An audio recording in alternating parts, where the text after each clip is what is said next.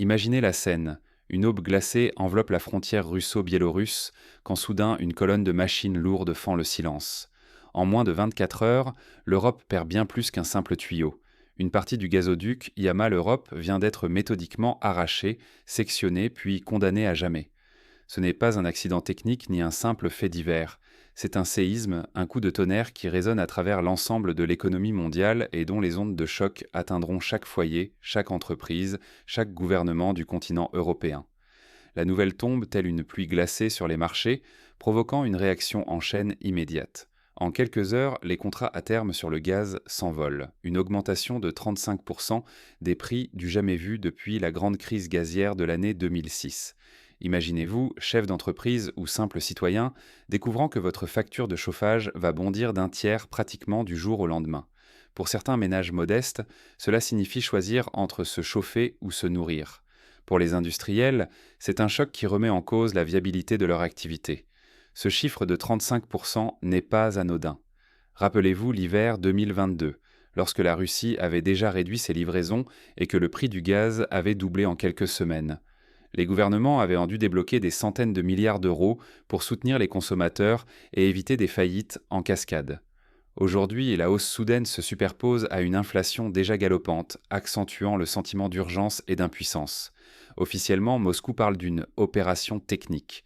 Mais personne n'est dupe. Les analystes voient très vite le message caché. C'est un geste politique fort, un bras de fer assumé. En coupant le gazoduc, la Russie claque la porte au nez de l'Europe, comme au temps du blocus de Berlin en 1948, où la coupure d'approvisionnement servait de levier stratégique.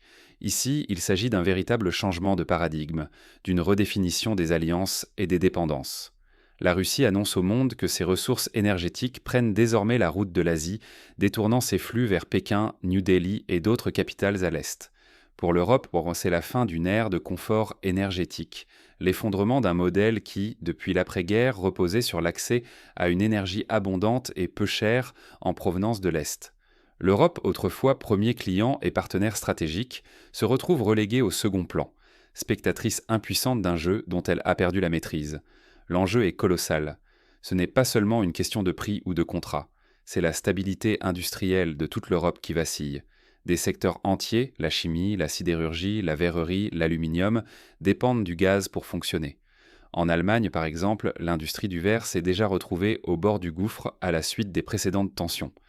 On se souvient de la fermeture temporaire de l'usine de Saint-Gobain en Saxe, symbole de l'interdépendance énergétique européenne.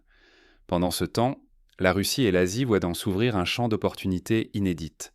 Moscou signe de nouveaux contrats géants avec la Chine, par exemple pour le gazoduc Silla-Sibérie 2, dont la capacité prévue est de 50 milliards de mètres cubes par an. Pékin s'assure ainsi un approvisionnement stable sur 30 années, à des prix négociés avant la crise. L'Inde, la Corée du Sud, le Vietnam multiplient aussi les pourparlers avec la Russie pour garantir leur sécurité énergétique, profitant de la recomposition du marché mondial. Mais comment en est-on arrivé là ? Cette rupture n'est pas le fruit du hasard, mais l'aboutissement d'années de tensions, de choix politiques et de malentendus stratégiques. Pour comprendre, il faut remonter le fil de l'histoire de ce gazoduc, pas comme les autres. Le gazoduc Yamal-Europe, ce n'est pas un simple tuyau sous la terre. C'est un monument industriel, un symbole de la coopération Est-Ouest née à la fin de la guerre froide. Inauguré en 1997, il s'étend sur plus de 4000 km, traversant 5 pays, la Russie, la Biélorussie, la Pologne, l'Allemagne et, via des ramifications, la République tchèque et l'Autriche. À son apogée, il transportait chaque année 33 milliards de mètres cubes de gaz, de quoi alimenter toute l'industrie hongroise ou chauffer plusieurs capitales européennes en hiver. Pendant plus de 25 ans, il a assuré la stabilité énergétique de millions d'Européens. Il a permis la croissance industrielle, la modération des prix, la sécurité des approvisionnements. Les dirigeants européens l'ont souvent présenté comme un facteur de paix. Plus les économies sont liées, moins les risques de conflit sont grands. C'était le pari de Willy Brandt, chancelier allemand, dans sa politique de l'Ostpolitik, miser sur l'interdépendance pour garantir la stabilité du continent. Mais cet équilibre était fragile.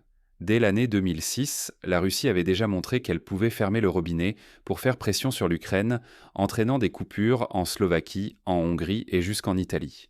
En 2014, la crise de Crimée avait débouché sur de nouvelles sanctions, et les flux de gaz s'étaient de nouveau tendus. Depuis l'année 2022, avec l'invasion de l'Ukraine, la méfiance s'est installée durablement. La Pologne a multiplié les initiatives pour diversifier ses approvisionnements, investissant dans un terminal de gaz naturel liquéfié à Swinoujscie et développant des interconnexions avec la Norvège. Au fil des mois, le flux de gaz s'est réduit comme peau de chagrin. Les volumes passant par Yamal Europe ont chuté de moitié, puis de trois quarts. La Pologne a officiellement rompu ses contrats de long terme avec Gazprom, préférant acheter du gaz plus cher mais politiquement propre auprès des États-Unis ou du Qatar. Mais la réalité, c'est que cette rupture n'a pas été sans coût. Chaque mètre cube non livré par la Russie doit être remplacé par du gaz liquéfié, transporté par méthanier, stocké à grands frais, puis regazéifié avant d'atteindre les consommateurs. La logistique est complexe, coûteuse et soumise aux aléas du marché mondial. Ignorer l'importance de cette artère, c'est sous-estimer la gravité de la crise actuelle. Les répercussions ne se limitent tant que pas à l'approvisionnement. Elles ébranlent l'équilibre des pouvoirs, fragilisent l'Europe et offrent à la Russie comme à l'Asie de nouveaux leviers de négociation. Pour l'Europe, c'est un affaiblissement géopolitique qui rappelle la crise pétrolière de 1973, lorsque le monde occidental avait découvert, incrédule, sa dépendance au pétrole du Moyen-Orient. Mais derrière les chiffres et les cartes, une rupture plus profonde se joue, un divorce énergétique aux conséquences mondiales. C'est la fin d'une époque, le début d'un nouvel ordre où les anciens équilibres volent en éclats. La scène du démantèlement est saisissante. Dès l'aube, d'énormes excavatrices lacèrent la terre gelée, ouvrant une tranchée de 3,5 mètres de profondeur, exposant un tuyau d'acier de plus d'1,50 m de diamètre. Le balai des grues et des découpeuses industrielles rappelle les grandes opérations de génie civil du siècle passé, comme la construction du Transsibérien ou la pose du câble télégraphique transatlantique. Ici, cependant, il ne s'agit pas de relier, mais de séparer, de couper un fil vital. En moins d'une matinée, 100 mètres de pipeline, soit plus de 380 tonnes d'acier, sont extraits du sol, découpés en 12 segments, puis chargés sur d'énormes camions en direction d'une aciérie pour être fondus et recyclés. Aux extrémités, des bouchons sphériques massifs sont soudés, rendant toute reprise du flux techniquement impossible sans travaux titanesques. Ces images, diffusées en catimini sur les réseaux sociaux par des ouvriers, font le tour du monde, symbole d'une rupture définitive. La zone du chantier est verrouillée. Pas un journaliste, pas un observateur extérieur n'est autorisé à approcher. Des gardes armés de la garde nationale russe patrouillent en permanence, rappelant la dimension hautement stratégique de l'opération. Chaque geste est scruté, chaque minute comptée. La Russie veut envoyer un message de fermeté et de maîtrise totale de ses infrastructures. Au même moment, à Varsovie, la stupeur règne. Le gouvernement convoque une cellule de crise au palais présidentiel. Les responsables énergétiques, les diplomates, les chefs d'entreprise sont réunis d'urgence. Les téléphones chauffent, les chaînes d'information tournent en boucle. Dans les supermarchés, les ventes de radiateurs électriques et de générateurs explosent, comme lors des grandes pannes de 2022. Certains Polonais se ruent sur le bois de chauffage, tandis que les entreprises cherchent à sécuriser des contrats alternatifs. La peur d'une pénurie hivernale s'installe, réveillant les souvenirs amers des coupures de 2006 et 2014, lorsque l'eau chaude et le chauffage manquaient dans certains quartiers de Varsovie et de Cracovie. Cette angoisse, relayée par les médias, se propage à travers l'Europe centrale. En Allemagne, les ministres se réunissent pour décider s'il faut activer les plans de rationnement ou puiser dans les réserves stratégiques. En France, les fournisseurs d'énergie préviennent que les prix vont continuer à grimper. Le choc ne se limite pas à la sphère politique. Les marchés financiers sont en ébullition. Les titres des entreprises énergétiques bondissent, tandis que ceux des industries consommatrices de gaz chutent. Les investisseurs cherchent à évaluer les conséquences. Combien de temps la crise va-t-elle durer ? Faut-il s'attendre à des faillites en chaîne ? Les assureurs redoutent une vague de sinistres liés à l'arrêt d'usines ou à des pertes de production. En une matinée, la dépendance énergétique de l'Europe, longtemps considérée comme un atout, devient une faiblesse criante. Ici, l'histoire bégaye. Lors de la crise pétrolière de 1973, les files d'attente aux stations-service et les coupures d'électricité avaient démarqué les esprits. Aujourd'hui, c'est le gaz qui manque, mais le sentiment d'urgence et de vulnérabilité est le même. La coupure du Yamal Europe n'est plus un simple acte technique. C'est un basculement de pouvoir, une démonstration de force qui expose les failles béantes du modèle européen. Pour la Russie, ce geste n'est pas une fin en soi, mais le début d'un nouveau chapitre. Moscou ne se contente pas de couper l'Europe. Elle pivote résolument vers l'Asie, où la demande explose. Ce mouvement rappelle celui opéré par les États-Unis dans les années 2010, lorsqu'ils ont réorienté leur production pétrolière vers l'exportation grâce au boom du schiste. L'idée que l'Europe puisse perdre la main sur le prix de son énergie paraissait inconcevable il y a encore quelques années. Depuis la signature des premiers contrats gaziers dans les années 70, l'Europe avait toujours pu peser sur les conditions, imposer ses règles, négocier des prix indexés sur le pétrole ou sur des formules complexes. Désormais, la Russie ferme la porte à 50 ans de dépendance mutuelle. Le centre de gravité du marché énergétique bascule. Les flux gaziers s'orientent massivement vers l'Asie, portés par de nouveaux axes comme Scylla, Sibérie 2 ou Turkish Stream. Ces projets, qui représentent des investissements de plusieurs dizaines de milliards d'euros, sont soutenus par des accords politiques de long terme. La Chine, l'Inde, la Thaïlande, le Pakistan se positionnent pour sécuriser leur approvisionnement sur 30 années à des tarifs stables. Pour la Russie, c'est l'assurance de débouchés durables. Pour l'Asie, c'est une victoire stratégique. Ce basculement s'accompagne d'un changement de règles du jeu. L'Europe, autrefois au centre du marché gazier, se retrouve reléguée au rang d'acheteur sur le marché spot du gaz naturel liquéfié, un marché volatile où les prix fluctuent, au gré des crises, des accidents, des tensions géopolitiques. Le moindre incident, une tempête au Texas, une panne de terminal en Australie, peut faire bondir les prix de 50% en quelques jours, comme cela s'est produit en 2020 et 2021. Pour les industriels européens, c'est la fin de la prévisibilité. Les contrats à long terme sont devenus rares, remplacés par des achats au jour le jour à des prix incertains. Cela complique la gestion des coûts, réduit la compétitivité et menace des centaines de milliers d'emplois. En Allemagne, des entreprises comme BASF ou ThyssenKrupp ont déjà annoncé des fermetures de sites ou des délocalisations vers les États-Unis, où l'énergie reste bien moins chère. Du côté des consommateurs, l'inquiétude grandit. Les ménages doivent ajuster leur budget, réduire leur consommation, investir dans l'isolation ou les pompes à chaleur quand ils en ont les moyens. Les pouvoirs publics multiplient les campagnes de sobriété, comme la France avec son plan 50 degrés maximum dans les bâtiments publics. Mais ces mesures d'urgence ne suffisent pas à compenser la hausse structurelle des prix.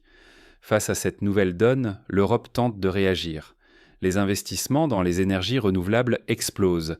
Parcs éoliens offshore en mer du Nord, fermes solaires en Espagne, projets d'hydrogène vert en Scandinavie. Mais la transition prend du temps. Entre la planification, la construction et la mise en service, il faut souvent 5 à 10 ans pour qu'un projet de grande envergure soit opérationnel. Pendant ce temps, la dépendance au gaz importé persiste, et chaque hiver devient un test de résilience. L'Europe accélère aussi la diversification de ses sources. Multiplication des terminaux de gaz naturel liquéfié, renforcement des interconnexions avec la Norvège, l'Algérie et l'Azerbaïdjan. Mais ces efforts se heurtent à des limites physiques et financières. Le gaz naturel liquéfié coûte souvent 20 à 30% plus cher que le gaz russe acheminé par pipeline. De plus, la concurrence est féroce. L'Asie est prête à payer davantage pour sécuriser les cargaisons, comme on l'a vu lors de la crise de 2022, où des méthaniers initialement prévus pour l'Europe ont changé de cap en pleine mer pour rejoindre les ports chinois. Le risque d'une crise durable est réel. Si l'Europe ne parvient pas à sécuriser ses approvisionnements à des prix compétitifs, son industrie pourrait décliner, ses emplois fuir vers l'Asie ou l'Amérique et son influence politique s'éroder. A l'inverse, l'Asie, forte de contrats à long terme et d'une énergie moins chère, pourrait consolider son avance technologique et industrielle, attirant des investissements et des talents. Dans ce contexte, chaque acteur doit repenser ses stratégies. Pour l'Europe, la priorité c'est clair: briser la dépendance, accélérer l'innovation, renforcer la résilience. Cela passe par des investissements massifs dans les renouvelables, le stockage d'énergie, la digitalisation des réseaux, mais aussi par une politique volontariste de sobriété et de solidarité entre États membres. La mutualisation des risques, la création de réserves stratégiques, l'adaptation des infrastructures sont autant de leviers à actionner. Pour la Russie, l'enjeu est aussi existentiel. En tournant le dos à l'Europe, elle prend le pari de l'Asie, mais doit aussi moderniser ses infrastructures, diversifier ses débouchés et investir dans les technologies de demain, sous peine de devenir dépendante de quelques clients asiatiques tout-puissants. La coopération avec la Chine, l'Inde, l'Asie du Sud-Est se renforce, mais exige d'importants efforts diplomatiques et industriels. Pour les particuliers et les entreprises, la volatilité des prix est désormais une donnée structurelle. Il devient vital d'adopter des stratégies d'adaptation. Rénovation énergétique, autoproduction d'électricité, recours aux contrats flexibles, partage des risques entre plusieurs fournisseurs. Les entreprises, en particulier dans les secteurs intensifs en énergie, devront repenser leur chaîne de valeur, investir dans l'efficacité énergétique, explorer de nouveaux modèles de production. Sur le plan géopolitique, la leçon est cinglante. La maîtrise des infrastructures physiques, gazoducs, terminaux de gaz naturel liquéfié, réseaux électriques est devenue l'arme ultime des États. Celui qui contrôle le flux dicte les règles, façonne le marché, impose ses conditions. Cela rappelle la doctrine du contrôle des mers, chère à l'amiral Mahan au début du XXe siècle. Contrôler l'accès, c'est contrôler la puissance. Ignorer cette réalité serait suicidaire. Chaque choix, chaque renoncement, chaque retard dans la transition énergétique peut coûter des milliards et compromettre l'avenir des générations futures. Comme lors du choc pétrolier des années 70, les sociétés qui sauront s'ajuster, innover, anticiper, sortiront grandies. Les autres risquent de disparaître ou de tomber sous la coupe de puissances étrangères. Mais ce bouleversement va bien au-delà de l'énergie. Il redéfinit les alliances politiques, modifie les rapports de force, influe sur la diplomatie, la sécurité, l'environnement. L'Europe, en perdant son levier énergétique, voit aussi son poids politique diminuer. La Russie, en consolidant ses liens avec l'Asie, s'affirme comme un acteur incontournable du nouvel ordre mondial. L'Asie, forte de sa croissance et de sa soif d'énergie, devient le centre de gravité de l'économie planétaire. Ce n'est plus seulement une affaire de tuyaux et de contrats, mais une question de souveraineté, de survie, de projection dans l'avenir. Chaque décision prise aujourd'hui pèsera sur la capacité des Européens à maîtriser leur destin, à défendre leur modèle social, à préserver leur influence. Le démantèlement du gazoduc Yamal-Europe scelle la fin d'un monde. Ce n'est plus seulement une querelle entre la Russie et la Pologne, mais l'effondrement d'un système où l'Europe, principal acheteur, fixait les règles du jeu. Désormais, le rapport de force s'est inversé. La Russie, en fermant ce corridor stratégique, entame une réorientation massive vers l'Asie.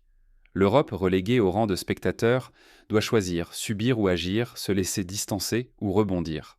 Pour chacun d'entre nous, l'enjeu est concret. Des factures plus lourdes, une incertitude chronique sur l'approvisionnement, une perte de contrôle sur notre mode de vie. Fermer les yeux sur ce tournant, c'est accepter que d'autres, à des milliers de kilomètres, décident demain de notre confort, de la santé de nos entreprises, de la prospérité de nos enfants. Mais cette crise peut aussi être une opportunité. L'histoire regorge d'exemples où l'adversité a stimulé l'innovation. Le choc pétrolier a donné naissance à l'industrie nucléaire française, la crise des subprimes a conduit à la régulation bancaire accrue. Aujourd'hui, l'Europe peut transformer cette épreuve en moteur d'une transition accélérée vers une énergie plus propre, plus sûre, plus souveraine. Alors l'avenir reste ouvert. La page du gazoduc Yamal-Europe est tournée, mais tout dépendra de la capacité de chaque acteur à comprendre, anticiper et inventer de nouveaux équilibres. L'inaction serait fatale. L'action, au contraire, pourrait offrir à l'Europe une chance de reprendre l'initiative et de redevenir un leader dans la course mondiale à l'énergie. À nous d'écrire la suite.